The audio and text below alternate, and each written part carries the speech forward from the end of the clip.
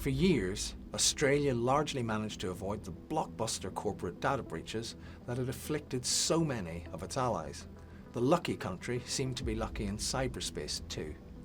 But that ended in late 2022 in what my colleague Alistair McKibben, who headed the Australian Cybersecurity Centre when I led its British equivalent, called Australia's cyber reckoning, when the country saw some huge and scary data breaches.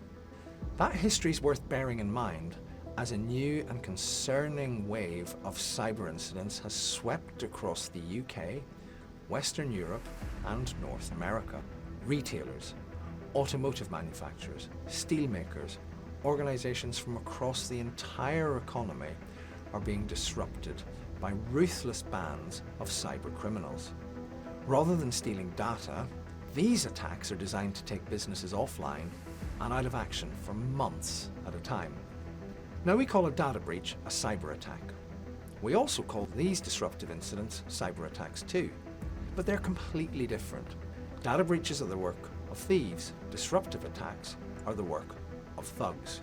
We should be worried about the thieves, but we should be even more worried about the thugs.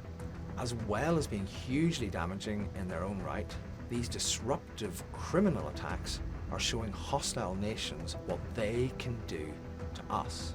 So what's the worst they could do? Well, think about all those disruptive attacks against British, European and American retailers, manufacturers and everyone else in recent months. Now think of them happening all at once, alongside dozens or even hundreds more, all at the same time.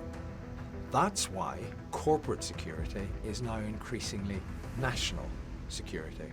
So what should private companies, the last line of defence for themselves, and often the first line of national defence, be doing? Well, we need to start thinking about cybersecurity differently in 3 areas. First, we need to recognise that disruptive cyber attacks and data breaches are completely different and plan accordingly. Australia, with its reputation for market concentration across many key sectors, could be more vulnerable to cyber disruptions of critical services than other countries. The second thing is to look holistically at supply chains. Most of the disruptive attacks we're seeing involve third-party suppliers in some shape or form as the way in, so their security matters too. How well do you know your third-party partners, and what do you know about their cyber preparedness? Finally, we need to be disruptive ourselves. Disruptive for good.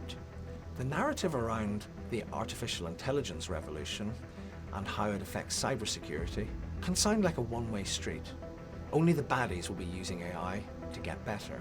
In fact, AI offers spectacular opportunities to improve the security of our networks, and it's imperative that we innovate for security, not just for the security of our own organisations, but for our whole society too.